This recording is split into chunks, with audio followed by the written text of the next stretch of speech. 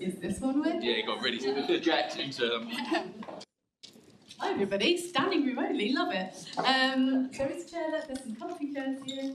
You're all very, very welcome. Thanks for joining us for this second panel. Hopefully you're all full of tiffin by now. So this is a panel which was quite a long time in the thinking about. So for the last couple of years, I think Chris and the organisers have been going, we really, really need to have a panel about education. We've had different kinds of versions of that, or we've talked a little bit around health innovation and education, what are the models, etc. We've never really had something that's devoted to this topic. So I'm super happy to see it come to fruition and with such an amazing panel before us.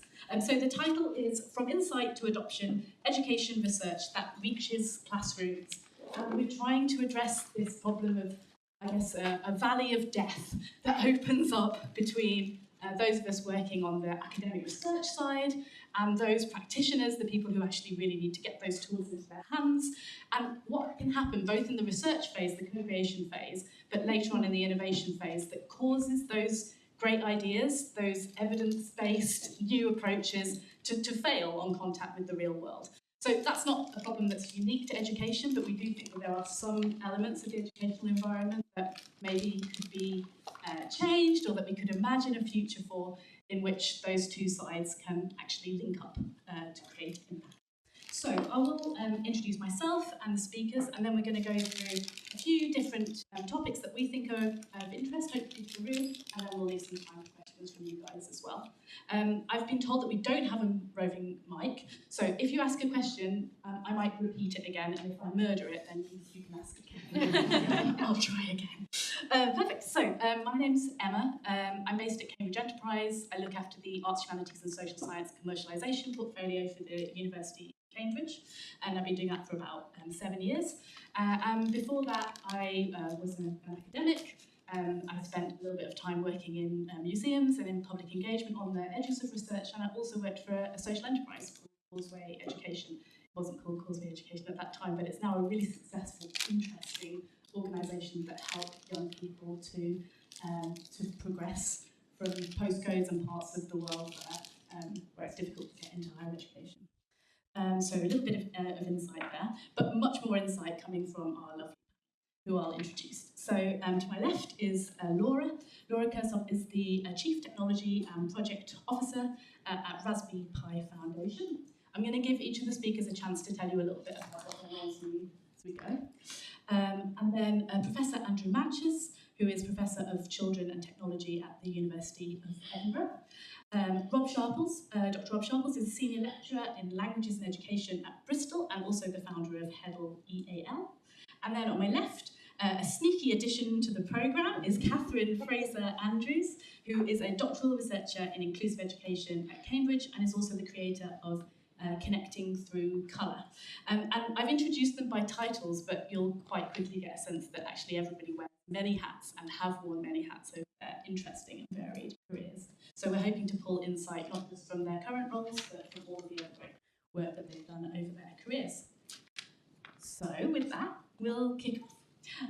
So we've talked about, or I've sort of started to lay a bit of the foundation for the purpose of this panel, which is really to talk about what's happening to educational innovations that arise from research. They're created, often co-created, because I think as a research community we are more and more invested in co-creation with practitioners. So there may be a co-creation methodology that has been used and implemented on the academic side.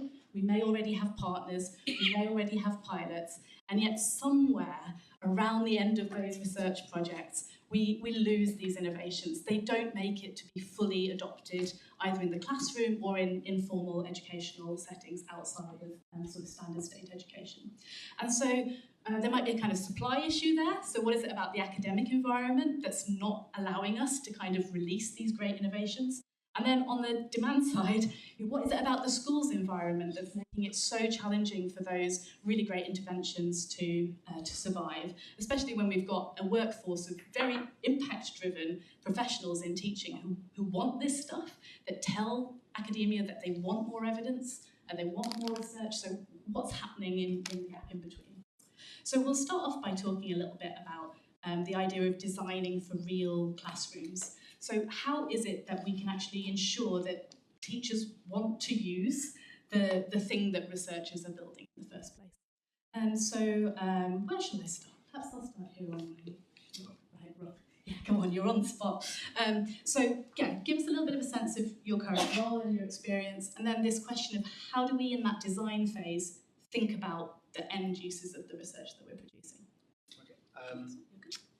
Got one here. So hello everyone. So Andrew Manches, University of Edinburgh. So I direct the Children Interaction Design Group there. So our research looks at the role of children, how children sort of develop their understanding in the early years in primary, and the implications for the design of the environment, which may be digital, may not be digital. Previously, I was an infant teacher, and then I worked in special education. So I sort of saw things from that point of view beforehand. Moved to academia, and I've had a go at doing this before. I spun out in 2019, and got some really great stories of how not to do it. But I had another go, more stories of how not to do it, and I'm now having a third go. So I've got sort of a bit of an understanding of what doesn't work, and hopefully now I've nailed it. Definitely. So to go to your question, I think that one of the big challenges is some of the problems in education practice are not the same problems as educational research. So I always feel that in some sectors, it's a bit easier to converge on what is the problem you're trying to solve. You know, we want people to stay alive longer. We want people to be healthier. We want things to go faster, things to be cheaper. But in education, it's a little bit messy, because if you ask somebody, you know, what do you want? You know, we want children to learn. Okay, what do you mean by learning? You're going to get a very different answer depending on who you talk to. So I teach a course on EdTech entrepreneurship with a business partner. So part of the course is looking at some of the tensions we have between trying to solve educational problems in research and what we want to achieve, and then what happens when we actually get to try and scale these things in schools. And in business, we have the see, solve, scale. You know, you see the problem, you're trying to find a solution, try and scale it. Very often with research, the see bit is a problem that maybe has emerged from the research rather than a problem you've actually gone out there and talked with teachers and see the problem they want to solve there. So you almost don't start at the right track. So linked to that, I think one of the key challenges is right at the beginning, the really nascent part of a project is to engage with the people you know, with teachers, have them on board, have them as project partners, very often try and find the money to make sure they're paid, not just a token, sort of a free bit of help, and co-create right from the start, rather than what happens often is you come up with quite a great idea in research, and then you try and work out if it translates, and then you get all these problems that you could have solved a few years ago. So it's a kind of problem of defining the problem right at the start and actually matching your excitement about your results, which are an improvement in X, just may not be the priority for the people who are actually trying to deliver that impact. Maybe can I come to Catherine? I mean, you're working in this kind of trying to get evidence-based into schools. Tell us a bit about the role that you're working in now, and then how does this kind of co-creation factor help to ensure against future adoption of technologies like this? So, hello, I am the poor cousin of the event, but I'm very pleased to be here. I'm a teacher really through and through. I work for a local authority, attempting to get schools to do things in a bit more innovative way, to take some risks, to really push some boundaries around how we can change things towards the goal of inclusion. So that's always the goal. So similar sort of SEND background, and fortunately, I've been lucky enough to do the EdD, which is a practitioner doctorate. So in terms of the issue that I brought to the table, as we all do on EdDs, or we're all supposed to, is the idea that we start with the problem that we see in practice in our fields, and then we work from there. So the EdD has innovation in it, sort of that idea right from the beginning. And so that's how my project started. The problem that I wanted to solve was a very, very specific one around how can we interrupt that moment when a teacher decides to remove a child from the room? How can, even if we could just disrupt that, then we can stop the kind of escalation of sanctions that follow that then means isolation. When I'm not coming in because I'm not going to sit in isolation for a day, well then you're excluded. Okay, that's much better, I'll be isolated at home. I don't really understand how the logic of that, but still. That was my idea. So I wanted to create it with the school community, and so I recruited some students and some staff and some parents. But I was also really clear that I didn't just want the school council, because those are exactly the children that they've picked for everything. They do all the interviews, and some of you might have those children yourself. I really wanted to hear about the kids that aren't in often or who are spending time in isolation, the ones that I've worked with in my career. And even just that has been transformative for those children. So there's an aspect here of how we grow a culture of children and young people who have ideas about how things might be different and innovative, because kids are incredibly creative and they have lots and lots of ideas. And one of the ways, I think, is about bringing people together. So this morning they talked about buckets. Recently I was really fortunate to be involved in a hackathon, and they're often health related, but this was an education hackathon specifically around SEND. And we had young people with SEND needs. We had innovative programmers from a social enterprise called Cognis, who offer, the idea is that they sit at the other end of the, if you like, the production line. So the kids at the beginning tell us what you need, what do you want? We as teachers, adults, help support craft that into what that might kind of look like, and then Cognis work with us to kind of go, oh, okay, well, we could scale that up to be this, or this. So I think in terms of recognising the value of schools and staff and students as the starting point of the question of the what's the problem is really, really invaluable. It sounds as if, I mean, there's value in the design phase. There's actually already impacts starting to appear, even in that first design phase of just bringing people together.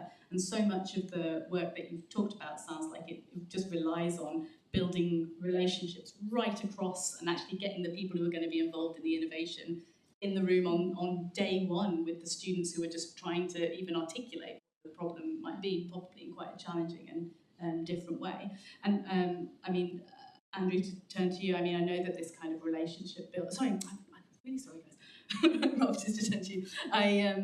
I know that this relationship building has been a really big focus for some of the work that you've needed to do around your venture as well. Can you tell us a little bit about your role now and how that kind of co-creation and relationship building has fed in?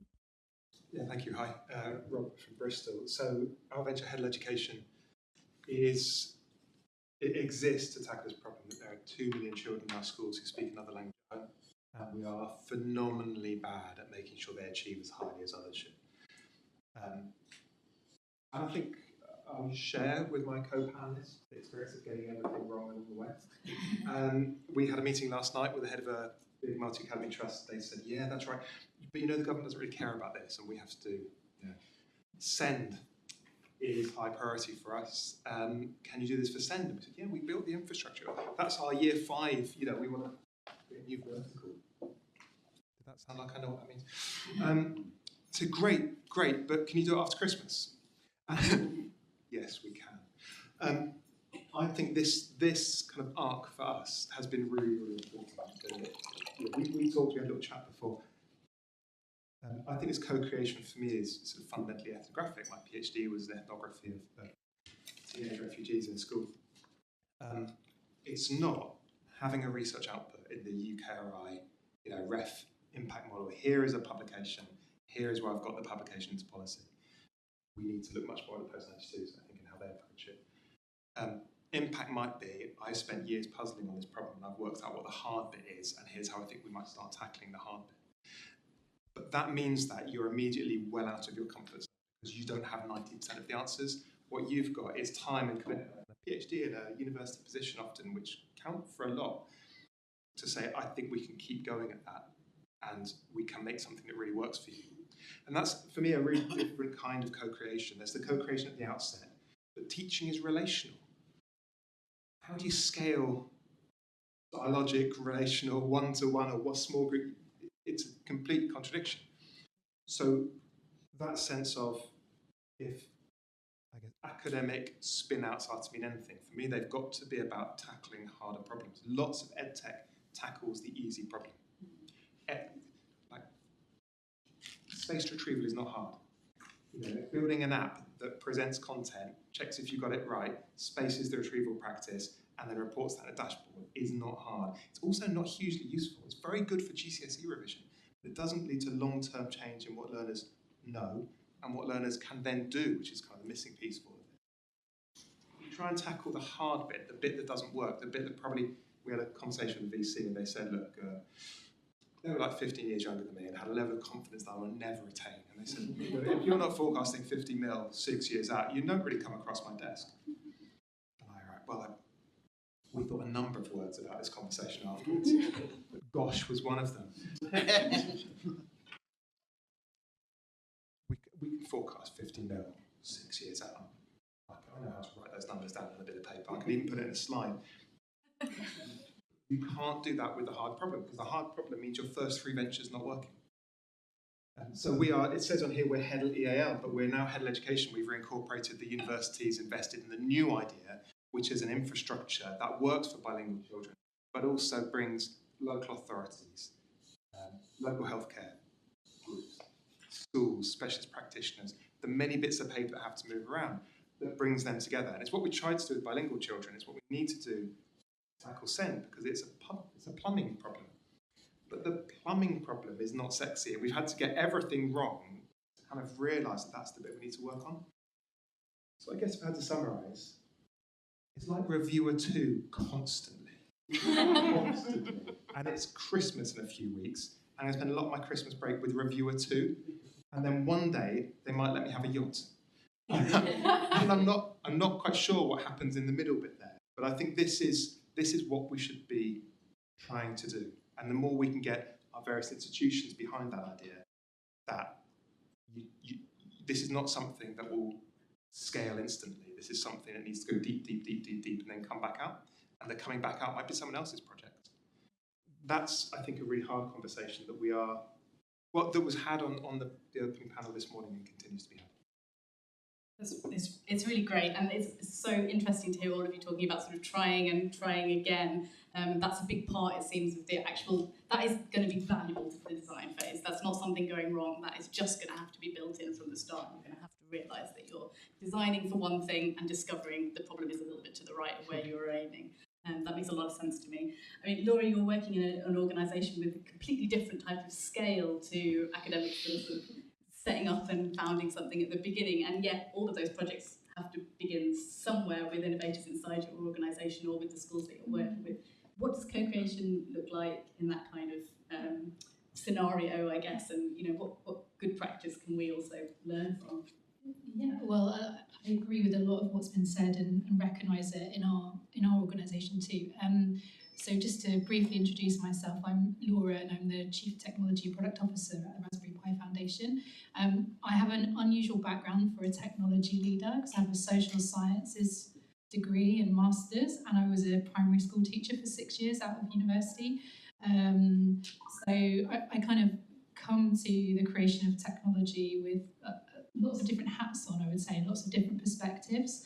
And yeah, currently I'm at the Raspberry Pi Foundation.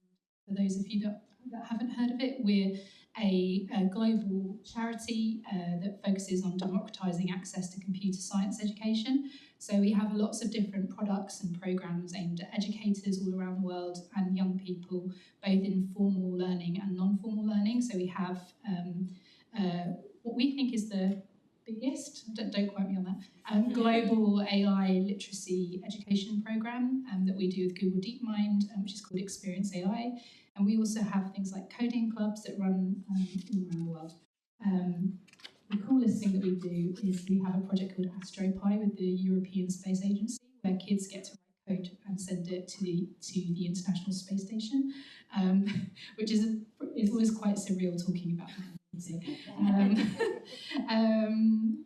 So in terms of the topic, yeah, as I said, I relate to a lot of what everybody has already said. There's kind of 3 things that I'm really passionate about, which have already come out in people's answers. And the first one is interdisciplinary working. So I feel that the best things happen when you get people with different experience and skill sets working together. So at the Raspberry Pi Foundation and where I used to work at FutureLearn, we put researchers together with product designers, together with technologists, and sometimes it's chaos and sometimes magic comes out of it, because you end up designing things that are pedagogically sound, research informed, but also have an amazing user experience. So all of the product designers at the foundation are really passionate about user-centered design and co-design with young people and educators. And I just think that's a really important part of any process of creating something for people. You have to make it with them, not for them. And then the final thing that I'm really passionate about is agile. And so it's a bit of a buzzword in technology, but for me, all it means is getting feedback as soon as you can. So you don't plan something for a year and then make it for 6 months. You make something as quickly as you can and get people using it, get the feedback. And I think that is how you build successful products. And I mean, there's an element of kind of risk and an element of like hoping that the magic is going to happen when the ingredients are all in the right place. We are going to produce a cake and not just a mess. You have a small child there, small child. But you know, so that kind of riskiness. How do you kind of sell that in the classroom, I guess? So, okay, in academia, we have our targets and things that we need to be producing and things that we need to be publishing, but we also have a degree of freedom and the ability to experiment and to think. If you're also, you know, having to deliver education in a state school, or, you know, you're under different kinds of pressure, how is it that we can actually allow that kind of experimentation to take place in the classroom in order that we can design the things that are needed by those young people? So you talked about like recruiting kids that hadn't really been participating before. Presumably there are barriers that have to be overcome to bring those people in, and equally in beginning to trial and pilot new ideas in any kind of educational setting, you need that buy-in. So what do we think about the kind of, I guess, the risk appetite of schools and how you actually find advocates and make space to experiment and to do things that are a bit more risky and experimental in a school setting? Can I come to you first? Yes. Yeah. Yes, absolutely. I'm going to quote Beatrix from this morning's session, who talked about the horror that when you work in public sector, that your initiative or what you're doing is about to end up on the front page of the Daily Mail, and how that will look. And schools have been increasingly subject to that kind of exposure, and that really hasn't helped with the risk taking and the innovations in the classroom, and particularly the role of head teachers, which might once have been more, where am I going to take my school? What's my vision? Who can I pull on for that to do that? That's significantly reduced. But it doesn't mean that there aren't other pathways in. So some of what we've talked about is you start with the teachers, start with the problem, start with what's going to be useful. But it's also, I think, this is a really exciting opportunity to think about. It's not as easy as a university has an initiative now, as you know, and we go to a local school, and ask if they'll trial it, because often the school doesn't even have the autonomy to make that decision anyway. They're often part of much bigger multi-academy trusts. However, what we would say as a local authority, what we do, we have a little bit more, I think we sit somewhere between the schools and the universities in terms of having a little bit more autonomy to innovate and to bring things in. And so what we do in terms of our education innovation is we trial things with schools, and it gives schools that permission that they're sort of doing something, but it's under the umbrella of the local authority. And local authorities are still, despite multi-academy trusts, local authorities are still responsible for the children ultimately, and so that can be a really helpful way in for local authorities to sort of trial some of these things and invite schools to participate in that way. That's a really helpful way of breaking down barriers. But also, again, the reiteration of the kind of research, design to implementation phase, which used to be much more sort of staged and quite concrete. So universities do the research, we have the ideas, then they go out to schools, and then they trial them, and then they go somewhere else. But actually, that's all that needs reconfiguring and thinking about, and that's a possibility. That's potential, and that's where we might see growth and innovation. In fact, that is what we're doing. So what we have a bit more license now to be able to say, okay, well, we've heard about this thing, we'll trial it, and then the university will help us evaluate it, see if it's worthwhile. So it doesn't always have to be this kind of, the university is a starting point and then education and then producer. We can really reconfigure that in exciting ways. And the thing that I'm super excited about is the young people and their role in this and the skills that they then develop to go on to become future innovators. Because there's not enough in schools at the moment about innovation. So this is a way in that benefits everybody. Maybe can I turn to you, Andrew, to sort of think both about, I guess, your experience of delivering your own interventions, but also on the other side, inside schools, how do those decisions get made to, yes, we can experiment with that, we can try that. And I know you're very interested in the teaching of entrepreneurship. I mean, do we need to see that kind of entrepreneurial approach coming into school settings as well when they're thinking about adopting new innovations? So it's really hard, and it's really hard if you're teaching to maybe a master's student who hasn't got time. So there's two aspects. One is understanding the culture of the classroom. So, for example, in Scotland at the moment, there's a real issue that because of understandable reasons, unions do not want teachers taking on more duties. And if what you're doing is another thing, even if you think it's great, it's another thing, and it could be blocked by the school because you're asking teachers. And we all say, yeah, but we won't take their time. But if you're going to the school and you're doing consent forms, you're doing all those things, you're taking teachers' time. So you have to navigate that. There's loads of other things you can navigate, but one way you can sort of help yourself do that is to understand the culture. So whenever we do any project before, we will go and be a assistant to the back of the classroom, just working with a little small group, understand the flow of the school, breaks. You know, you go and do a study with a child and you take them out of their own break time, they're not going to like that. So you need to know how the school works. Maybe communicate what you're doing better. So in the staff room, a little summary of what the project, who you are, why you're there, maybe offer to do a little bit of a staff thing. So get on board before you say, hey, here's my new thing. Understand and value where you are. I think one of the challenges as well is messaging. So the project we're on at the moment is called STEM Charades. So STEM Charades came out of a project that was looking at the embodied nature of the way we think and how cognition is grounded in body-based experiences. And part of the reasons we know that is because when we're communicating, we use gestures. No school is looking for improvements in their embodied cognition. No school really is looking at how to gesture better. So what we have to do is quite a lot of understanding, what do we do that may be valuable for schools? So part of the pitch of the product is if you think communicating to children is important, we have a very simple way you can improve that. Next time you teach, look at the way you move your hands, reflect on why you do that and how you might do that better. So getting your messaging so that actually has value to what your audience wants rather than the research is a challenge but important. This communication gap is something actually we didn't really touch on in our conversation just before this, but I mean that seems like an absolutely enormous and important hurdle that, you know, the way that, I mean, we know that, right? We know that, for example, teachers don't have time and don't have the motivation to read an academic publication, so we're always going to have to transform that into something else, but even more so if you're trying to get people's buy-in to actually experiment with you and develop something in the first place. I want to move on to thinking a little bit about another element where we know there are some difficulties. We've come out of a panel in this room just before where we were talking about innovation in the public sector.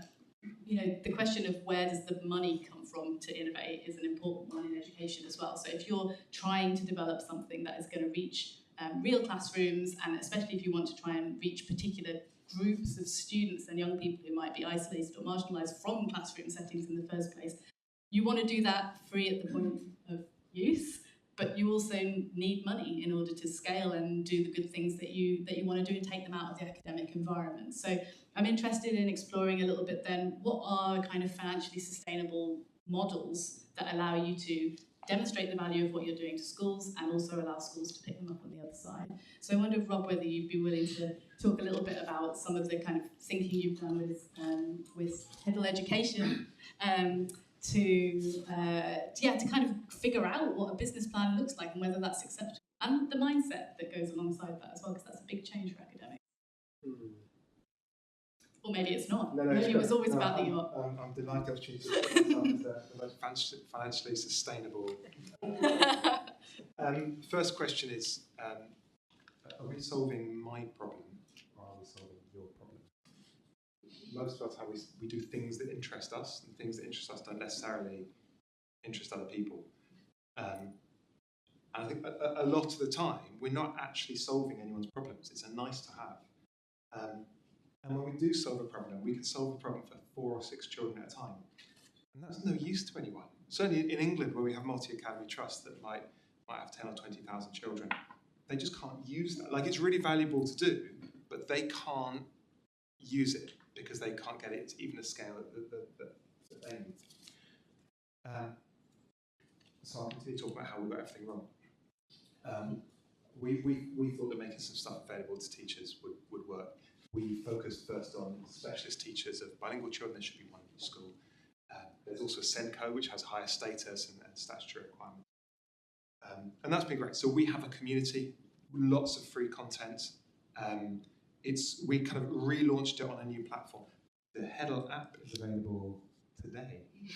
But we blocked it, you can't download it yet. We can download it, you can't log in until Monday.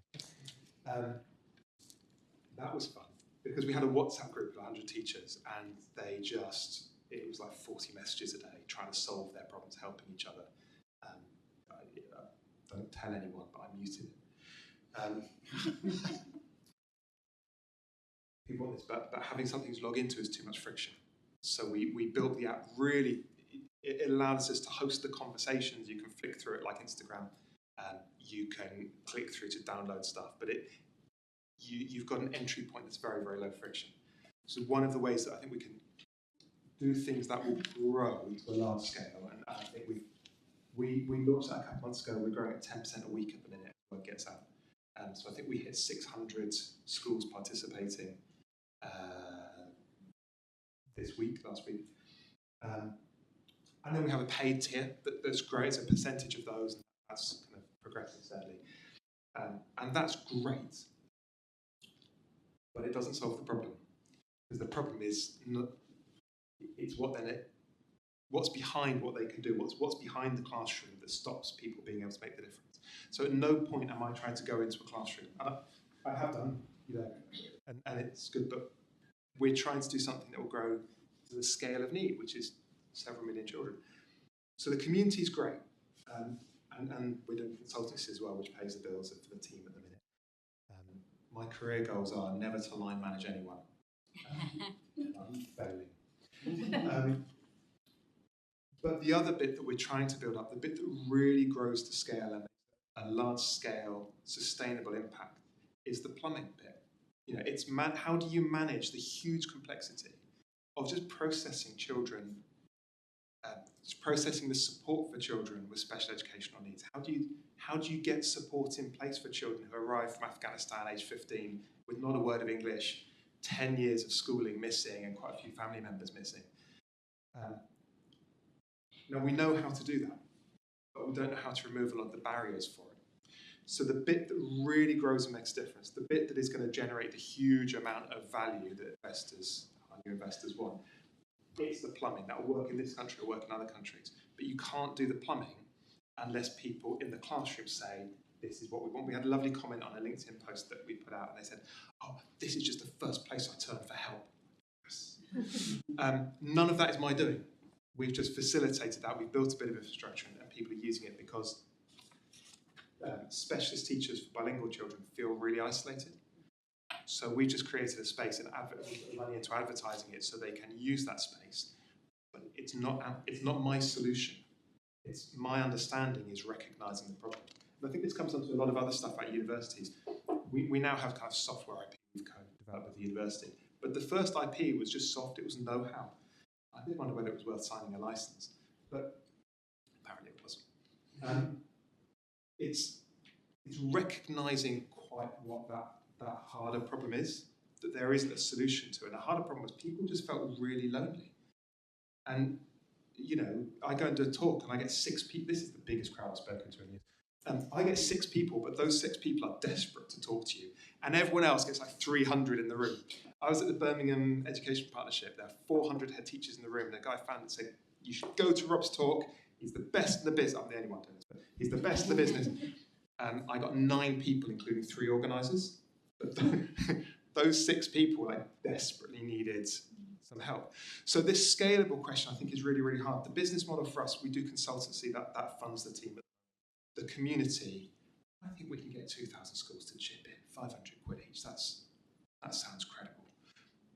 But the bit that makes the lasting difference is going to take us a lot more time and effort. So at the minute, we were going to go bust by Christmas last year, and then we were going to go bust by Easter, and then we're going to go bust by September, and now we're not going to go bust until probably January. And so long as I can keep kicking that can down the road, we've got the space to work it out. It's not a brilliant business model. But it is working, because we've fundamentally, if it all folds tomorrow, 500-600 people have got a community that will outlast us. That's not bad. But if we can keep building on it, if we can keep kicking the can down the road and keep avoiding talking to lawyers, which is my current hobby, then I think we can hold the space for the business model to work itself out. But try going to the guy who said you need to forecast 50 million by year 6. And it doesn't compute, does it? So I think a lot of the time is Bristol has been, a little shout out to the Bristol team, absolutely fantastic at making sure there's space to get all of that wrong. Because my job is mostly kicking cans, I think, if I'm honest. It's a great story of what not to do and what to do at exactly the same time. The impact is there already, and it's about kind of eking that out in the first instance. I mean, I think a lot of us who are working in this space do think, okay, I want to produce something and make it freely available. I want to bring a community together. There's a kind of fear about the first step of monetization. Well, yeah, go ahead. Yeah. Why do we want to make it free? I don't understand it. Why should it be free? If it has value, it has value. And when you're asking people's money, you're saying, will you please ascribe value to this? Like, do you value this more than the other things you can spend your precious limited resources of blood and treasure and time? Because if we make it free, we're not winning the value conversation. And if people don't value it, then why are we doing it? So I think we should make it very expensive and make it and make it an unbelievable bargain at the same time. Free, good lord. Andrew, could I bring you in at this point? This kind of question about how to build a business model that can actually bridge the gap from what you've got at the start, which isn't very much, to something that is scaling, is adoptable, maybe has a technology aspect to it as well. I mean, is that part of the story here, that you need to build a specific kind of technology in order to enable that scale? And I mean, that in itself takes an investment, I guess. So how do those business models change in your experience? Yeah, so the previous ventures managed to get out to market and sell, but didn't understand the challenges of scaling. So I think one thing that I think we have as a challenge as academics is we forget that we have a salary, so we're paid. So you don't really need to make that money. It's often in your Saturdays, but you have a salary. You can get hold of grants, and these are great, but it sometimes gives you a safety cushion in a way. You don't really think early on where's the money coming from, as opposed to a lot of colleagues who are not in academia, right from the beginning. They put time into this. Where's that time coming from? So I realised in previous venture it was great as long as I worked for free all the time, and we couldn't expand because I didn't know how to pay somebody who needed money to be paid for. So I just, on that simple point there, I think thinking really early on, where is the money coming from? Even if it's free, which I can see some reasons some things are free, but you need to get it out there because it's very noisy. And you can create something free and it will just sit there, and I think we've talked about this before, that if you put something out there for free, it's more likely to be picked up by parents who are looking for free stuff to help their children. You're not going to address the equity issue by making something free. So even if it's free, you need some money to tell people about things, you need money to be able to pay people who work with you, and thinking early on where that money's coming from, which sometimes in academia you're not trained in that thinking. And I mean, Laura, it was a huge splash around Raspberry Pi, must be a year or so back, when the technology company floated. And the idea that it was possible for that to happen with the foundation sitting behind that technology company, I think really put social enterprise on the map in the UK in a way that it hadn't really been before. How do you think about the kind of, I guess, the business model and the business case for the work that the foundation is doing, and then how that intersects with the technology products that you really can sell and need to sell? Yeah, well, I think the Raspberry Pi Foundation and Raspberry Pi PLC have a very interesting model and a very interesting relationship. So the foundation now owns shares in Raspberry Pi PLC, and functionally day to day we're two completely separate companies.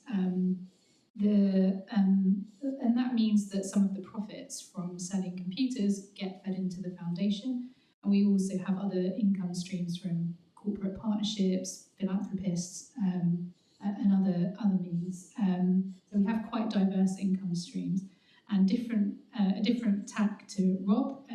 All of our stuff is always free to the user, and we just fund it by asking other people to pay for it. And for us, making it free at the point of access is really important, because we're working. UK workers.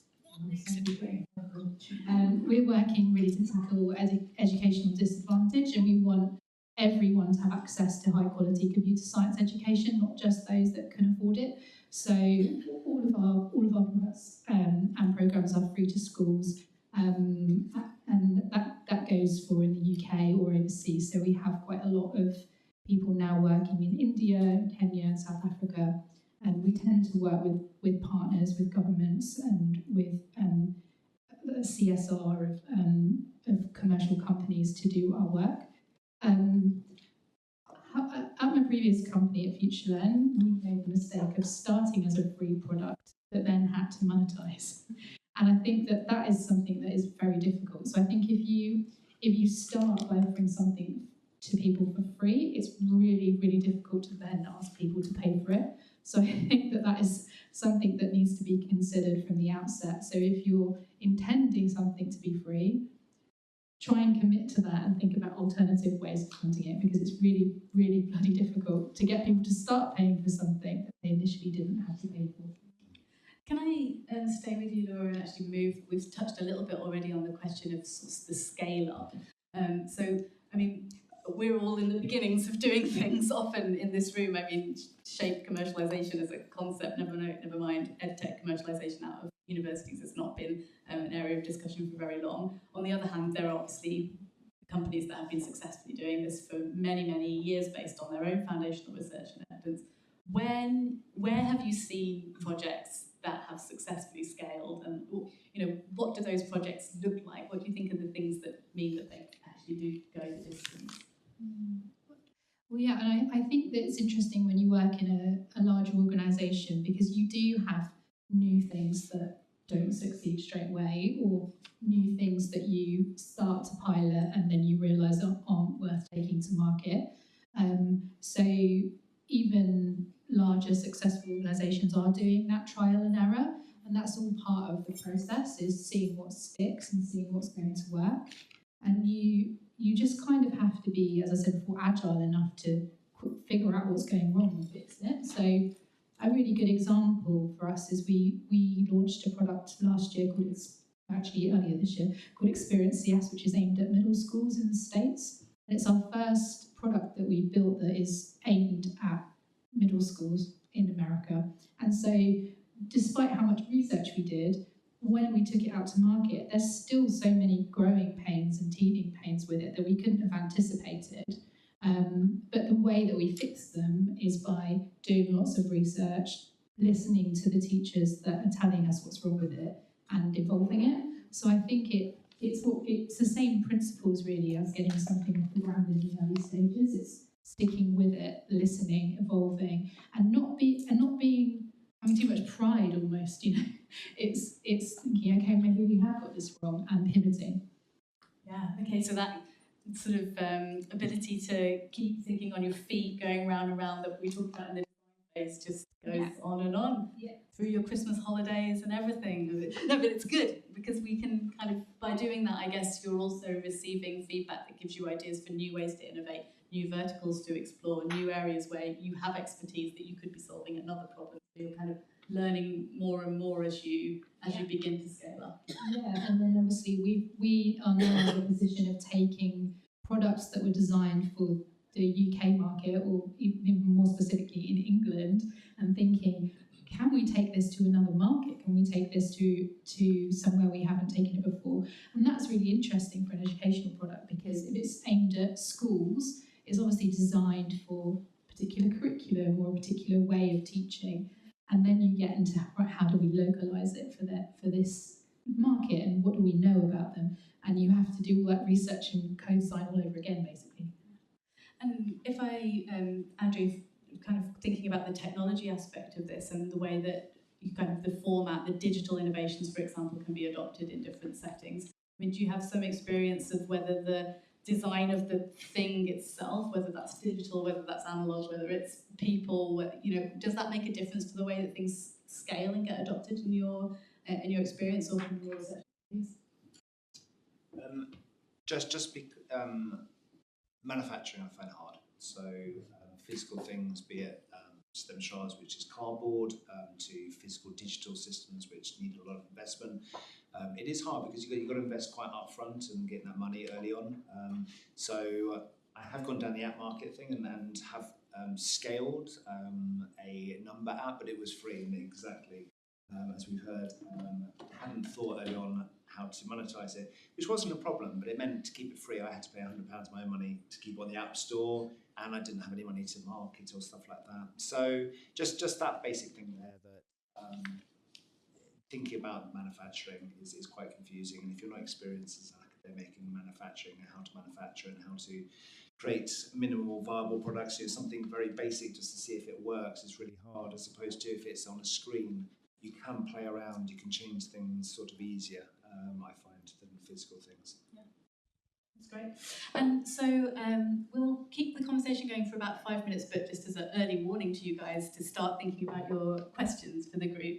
I mean, behind all of this is a kind of systems question, really. So we can talk about specific interventions, we can talk about amazing pilot projects that have happened in one place or even been transported elsewhere, but on some level there's a question of where in the system do we need to get buy-in, where do we need to plug in, where is the real problem? So you're solving one thing whilst recognising that there's a whole group of people you haven't yet managed to reach. So what is it, do we think, and I know that this is a tough question, but what is it do we think could allow that kind of systems level change, and how can we take into account our desire to make change in the whole system, even when we're working on projects which might feel quite discrete and like they're our own thing that we own and we're trying to push forward? Who feels like they would like to jump into the question of the system and where change might help? Catherine, you would like to leap into the well, the reason I was thinking I would respond to this is that I was having a conversation with a colleague from Bath Spa over the break time, over the tiffin. But anyway, and I thought, and we were talking about the embedded cultural difference between innovation and public services. And the sort of, there is a well-evidenced culture in public services of, you go in, and this is shorthand of course, but it's about giving. You give of yourself, you go above and beyond. And the thought of asking for anything in that role is really countercultural, actually quite terrifying. And we were thinking about Sakura's comment earlier about knocking on doors and kind of asking and that's a very countercultural idea in public services. And so I think we need change leaders in public services that can really champion innovation. And so my local authority, who I obviously love, we have a lanyard, as we were talking about earlier, the importance of lanyards and identity. And one of the things is innovation. But then the limitations around that innovation that you can do as a public sector, with all of the bureaucracy and the admin and the public accountability, is huge. But so we need this. We really need these multi-layered liaisons that run not only across disciplines within public services, but within external organisations, charities, innovators, tech companies. Because ultimately, if we're thinking about, and back to your point, the fundamental purpose of education is for the good of society. And actually, that's where I think that the commonality is, and I think that's what we need to draw on and certainly when I'm trying to encourage schools to take some of these things on.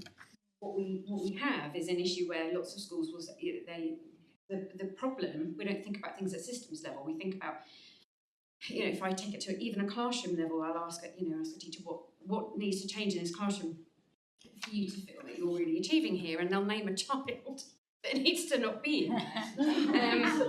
But what we're not doing is thinking about systems, and actually that child is just, within the system. They're not a problem in and of themselves. And so I think that's, to your point of communication, that actually we really need to help. We need to help schools to think about things from a systems perspective. And we really need champions within public services, like we do in the universities, the TTOs. We have those in public services would be just ideal. I know there are some, but they tend to be, again, they're not in education. They're in corporate, commercial services. And actually, even within the local authority, there needs to be much more alignment around that we're all working towards this social good. So let's break down some of those barriers. This made me think that, okay, the word system is important here, but the word culture is maybe more important to get, those champions, the permissions that are needed in order for people to even start to act on a systems level. Like, whose business is it of mine as a classroom teacher to go and have a conversation with somebody who's funding a technology over there? And that permission comes from the individual, of course, like taking the kind of courage to do it, but also from a culture that's made that okay, has said, entrepreneurship and innovation is part of what we do.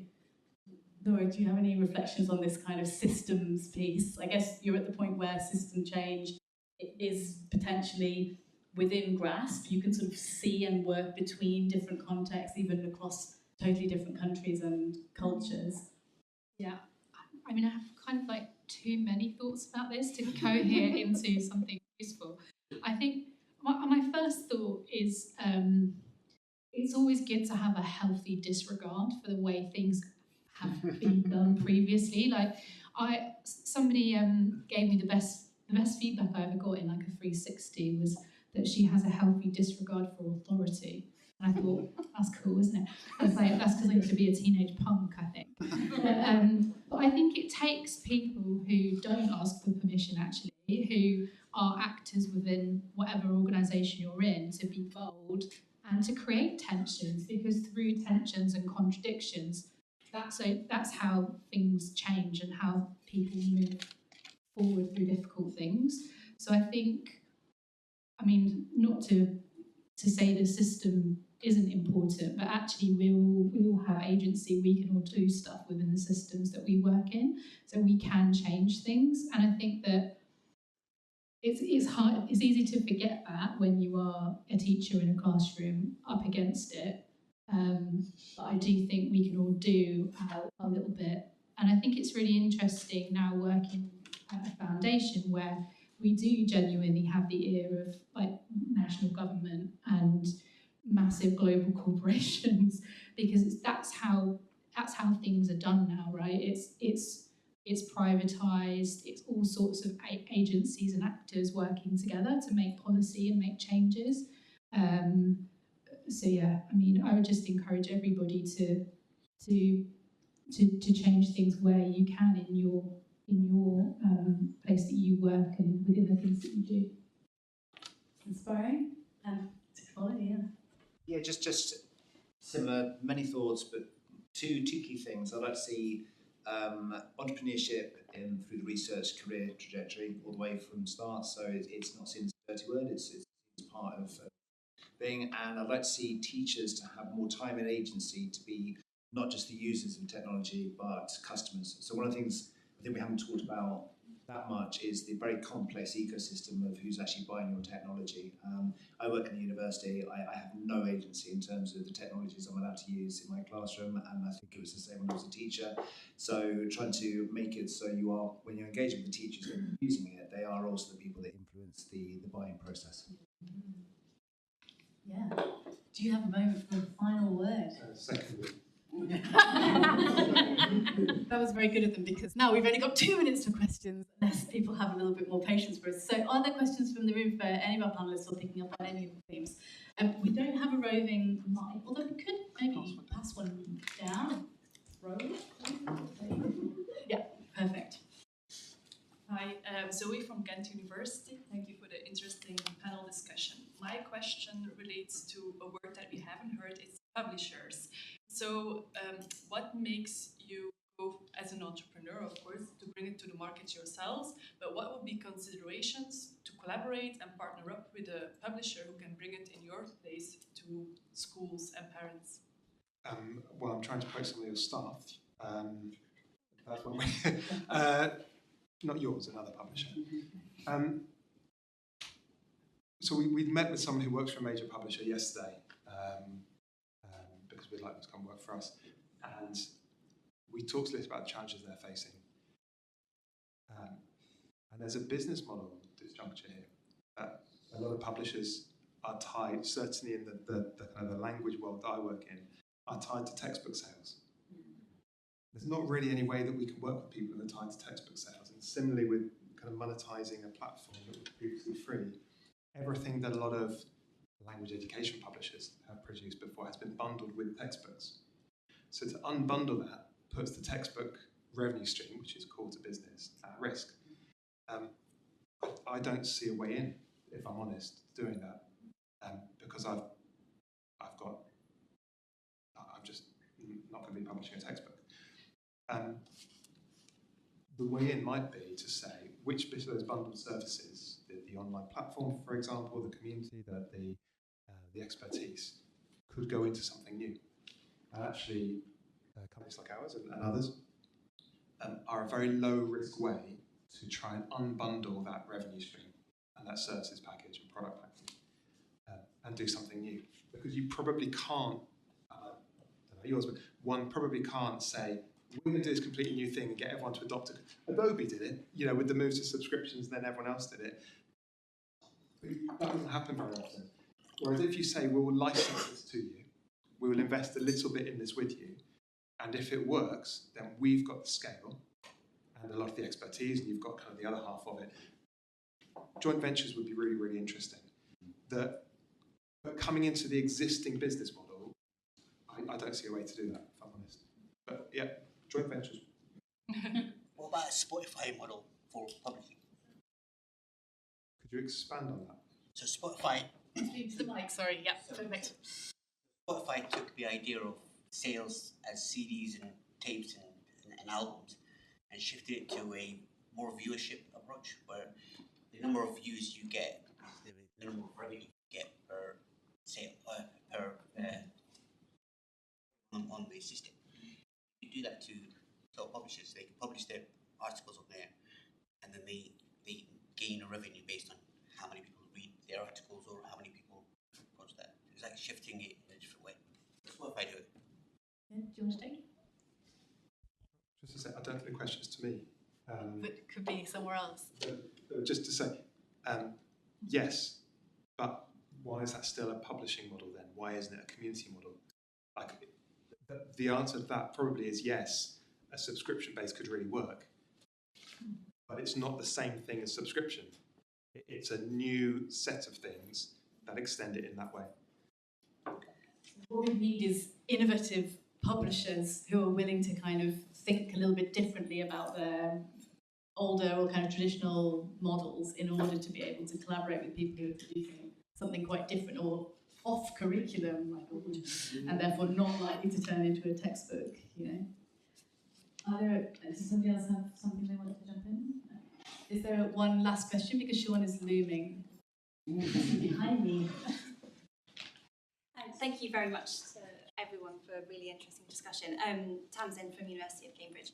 I'm really interested to pick up on 2 themes that are really early in the discussion, which are co-creation and openness to failure, and how you deal with equity and relationship management if you are asking for buy-in from potentially groups who feel very abandoned, excluded students, if that project can't go forward. So you've asked for their buy-in, you want to create the problem definition, but then because of funding or because of whatever circumstances you cannot take that forward. How do you deal with the fact that they may feel they're further abandoned by the system? You've actually added to the problem. This would be really interesting.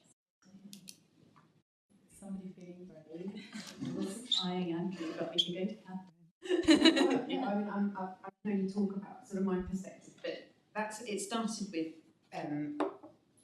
thinking about the problem that we were solving was the problem within the school. I hadn't necessarily anticipated it would turn into this at all. And so the success criteria that we agreed at the beginning with the kids was actually really about participation. The success criteria that I wanted for them was I wanted them to have a space where they could just be honest and say what their actual experience of school was, and help me to think about how we could do it differently. And that was the success. And then because endings really matter, especially with our vulnerable, marginalised children, we talked about that all the way through, and it was a really important part of my ethics was that we would always plan a kind of goodbye celebration event when it had finished. So it kind of marked the end of that. So they weren't left with that feeling of, well, what's happening to this? Someone asked my opinion, and now what? There's just this void. So that was a really important part of the ethics planning, and actually I actually took them to Cambridge, to the university, to meet with a group of undergraduate students who wanted to learn from them about their experience. So then they became the experts in that space. So they weren't going to learn; they were going to teach. We were part of this project, and this is what we had to do. And just as an aside, one of the things that I did in the middle of the project was I trained the kids in appreciative interviewing. And the cutest thing I've ever seen is a room full of 14 and 15-year-olds, with all their posturing, saying, so do you remember your rights? Do you remember that you can leave at any time? It was just, they were so engaged, and so their identity, they got so much out of that. It wasn't about the outcome of what we created. It's wonderful that we've got that. But the process of working with them and what they got out of that was its own outcome, if that makes sense. Okay, we will have to wrap up, I think, because it's time for us all to have lunch. And can we thank all of the...